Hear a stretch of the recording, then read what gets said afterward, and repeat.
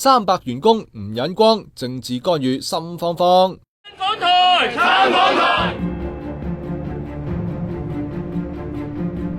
仰慕海起，凌勇人，凌勇起，鄧忍光，鄧忍光，總編輯你下台。下台，有場外，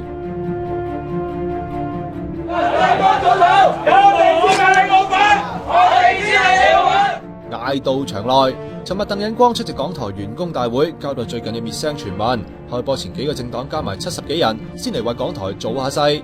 300幾個唔願意做政府宣傳工具嘅港台員工，入去開會前都綁上紅絲帶，象徵住編輯自主、細水長流啊！2個鐘嘅閉門會議之後，處長終於出嚟啦。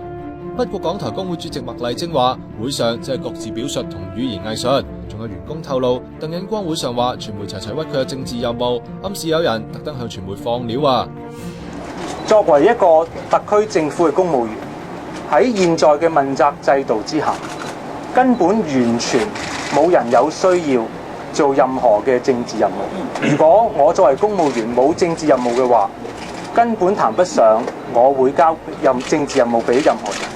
問佢成壇嘅空凳同埋反對頭條新聞嘅思想交代，佢都一味帶記者遊花園，立即辭去做編輯，更加唔睬你啦。關於港台一啲編輯討論嘅內容，咁有一部分係講到令到員工有非常之唔舒服嘅感覺，認為我係對佢哋嘅工作嘅態度或者專業判斷有所質疑。首先，我喺呢度必須向佢哋道歉。佢又只係話曾經要求過頭條嘅員工講解舊時用希特拉串政治人物嘅過程，並唔等於叫員工思想交代。鄧忍光，你快啲過嚟！鄧忍光，最尾面窿窿咁走。同事係好坦誠、好真心去問出一啲問題，但係咧就係似乎佢哋嘅疑問都嗰個問號仍然都係問號。港台高層流傳，鄧忍光星期一去立法會解話之前，曾經用升職游說佢講和，但施永遠就話冇聽鄧忍光親口講過。